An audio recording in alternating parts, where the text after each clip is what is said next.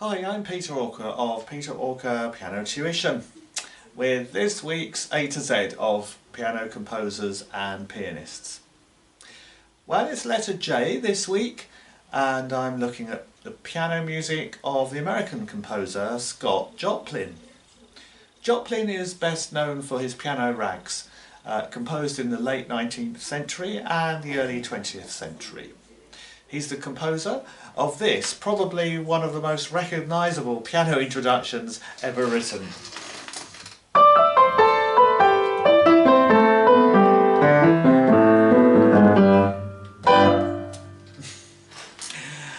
Well, more about that in a moment. Well, Scott Joplin was born in about 1868. His actual birth date is a little bit unclear, and not really certain. His father, Giles, was an ex-slave from North Carolina, and his mother, Florence, was a free-born African-American woman from Kentucky. His father ran off with another woman fairly early on in the marriage, leaving Florence as essentially a single mother, bringing up 6 children, living in Arkansas.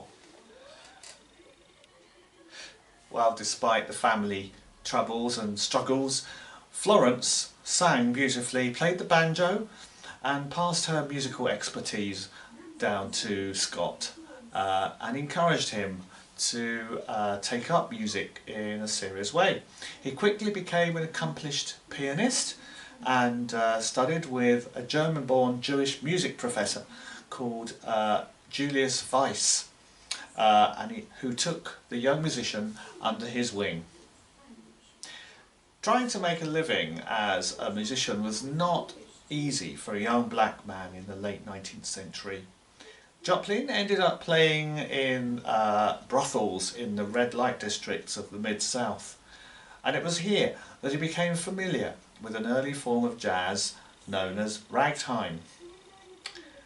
And it became so natural to him that this style of playing became his trademark. So what is ragtime? Well, the clue is kind of in the name. Rag or ragged time. Probably its most characteristic feature is the presence of a syncopated offbeat melody line above a steady um-cha accompaniment. And here's where we come back to the piece I teased you with in the introduction at the beginning of this video, which is one of the most famous of all ragtime pieces. It's called The Entertainer. After that introduction, it goes into this tune.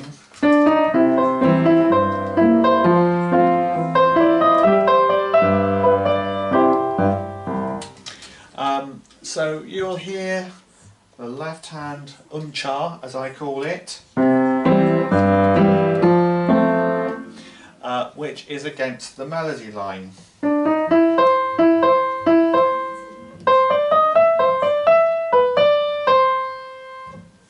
Now, if we take away the raggedness and make it just square notes, even time notes, it destroys the ragtime character. It would sound something like this.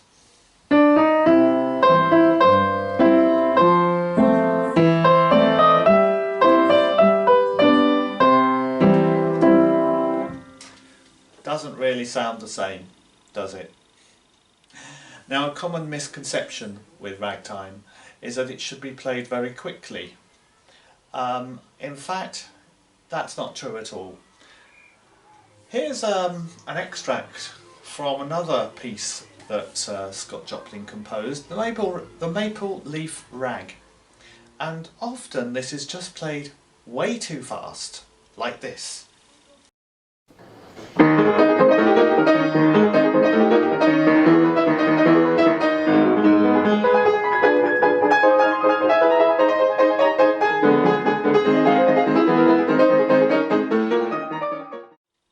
I think you'll agree that sort of destroys the sense of the music. So here is a performance at the more sort of correct tempo.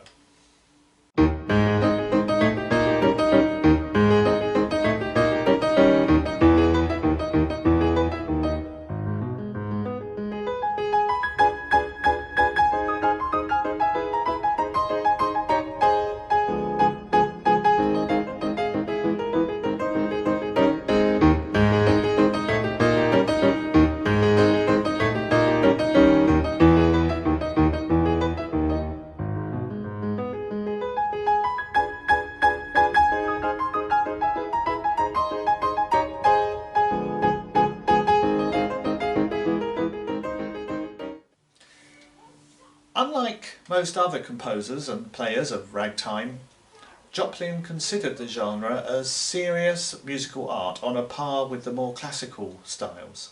And he even wrote 2 operas, A Guest of Honour and Tremonisha.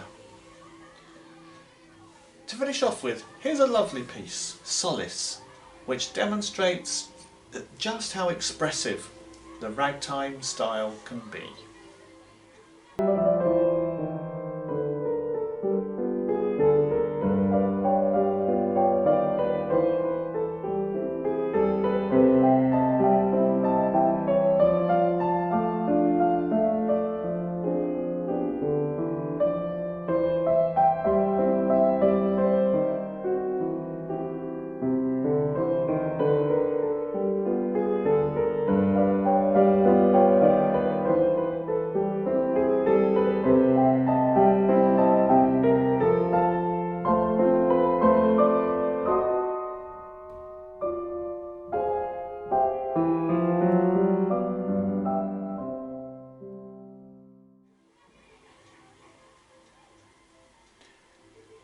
Although underrated in his lifetime, history has proved Joplin to be correct in thinking of ragtime as an important musical genre all of its own.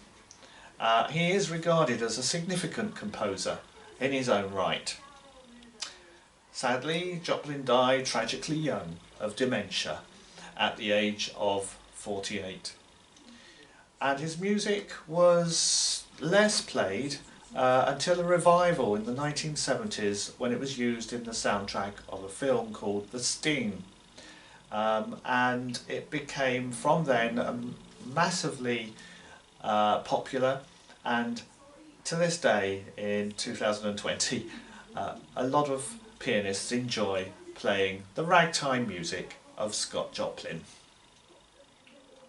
Well, I hope you enjoyed today's video, and if you did, look out for next A to Z, which will be next Sunday, and also look out for my Tuesday tip for better piano playing, which not surprisingly will be coming out on Tuesday. In the meantime, if you're interested in having online piano lessons one-to-one with me, then do go to my website peterorker.net, where you will be able to find out anything you need to know about that, or if you want to go straight ahead and book a lesson, you can do that from my Facebook page.